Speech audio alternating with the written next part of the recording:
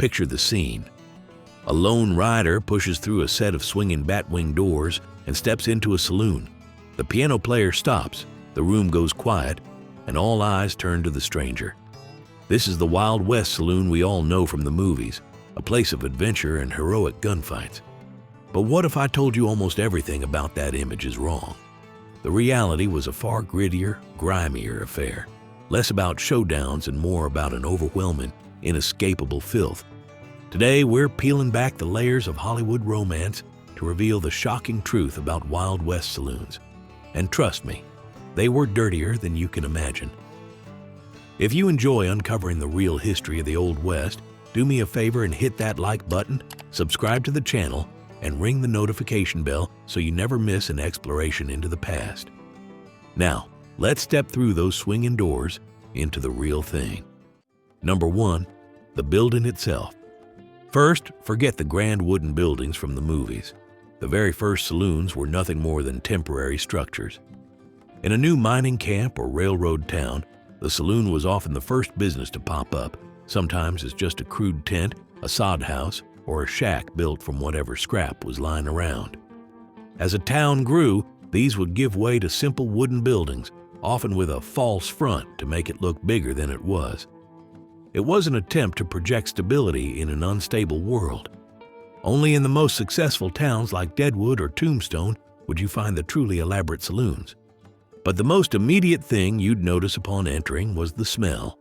It was a thick, foul cocktail of stale beer, cheap whiskey, unwashed bodies, and thick tobacco smoke. Every time the door opened, a fresh wave of dust and manure from the unpaved street blew in. The sounds were different, too. Music was a luxury. The main sounds were the low murmur of conversations, punctuated by the hacking coughs of sick men. Visually, the place was just grimy. The floors were rough wood, covered in a layer of sawdust to absorb spills and tobacco spit, creating a perpetually damp and dirty surface. The bar itself was sticky, and the whole place was dimly lit by smoky kerosene lamps. Even the iconic batwing doors weren't for dramatic entrances, they were for ventilation.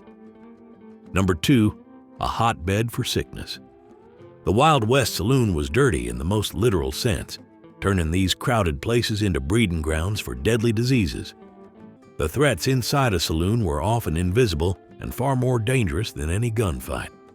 For the average person on the frontier, bathing was a huge and infrequent chore. Water had to be hauled by hand and heated over a fire. In a typical family, everyone would wash in the same small tub of water, starting with the father and ending with the youngest child. By the end, the water was cold and filthy. Dental hygiene was just as bad. People often used a knife to pick food from their teeth. If a tooth got infected, the local barber or blacksmith would pull it out with pliers and a shot of whiskey for the pain. The towns themselves were just as unsanitary. There were no sewer systems, and waste was simply dumped outside of town. This filth was constantly tracked into the crowded saloon. This environment was a paradise for pests like lice, flies, and roaches. This perfect storm of poor hygiene, no sanitation, and pests made the saloon an incredibly efficient place for disease to spread. Cholera could rip through a saloon from shared, unwashed glasses. Tuberculosis spread easily in the closed, smoky rooms. Smallpox, another highly contagious virus, would have also spread like wildfire. In reality, you were far more likely to die from a disease you caught in a saloon than from a bullet. Number 3, the whiskey was poison. Beyond the physical and biological filth, another kind of dirt flowed freely: the liquor itself. The whiskey that cowboys drank was rarely smooth, aged bourbon. More often, it was a disgusting and dangerous concoction known by names like Coffin Varnish, Tarantula Juice, or Rot Gut. True, aged whiskey was a rare luxury. To meet the demand for cheap liquor, saloon keepers created fake spirits. The base was usually cheap, raw grain alcohol. To turn this into whiskey, they added burnt sugar for color and a plug of chewing tobacco to give it a kick with a dose of nicotine. But the most alarming ingredients were poisonous chemicals. Recipes for fake bourbon called for additives like turpentine and creosote, a wood preservative. The final product was a harsh liquid that could make a person violently ill. The name rot gut was a literal description of its effects. This wasn't just a few bad apples. It was a widespread industry with almost no government regulation. Even the beer was a disappointment. Without refrigeration, it was served at room temperature, often flat and stale. And just like whiskey, it was sometimes doctored with narcotics to make it seem stronger. Number 4. Vice and violence weren't like the movies. The saloon's reputation as a den of vice was earned, but the reality was far less glamorous than what we see on screen. First, the classic bar brawl, the massive, chaotic free-for-all, is almost entirely a movie invention. Real saloon violence was sporadic, personal, and much more lethal. It was typically a quick, brutal, and deadly encounter between 2 or 3 men over a gambling dispute or an insult. Recognizing this danger, many towns made patrons check their firearms at the door. This simple form of gun control ensured that most disputes were settled with fists, not bullets. Gambling was the main entertainment. There were respected square dealers who built a reputation for honesty, and there were traveling card sharps who preyed on newcomers with marked cards and other tricks. The role of women is also misunderstood.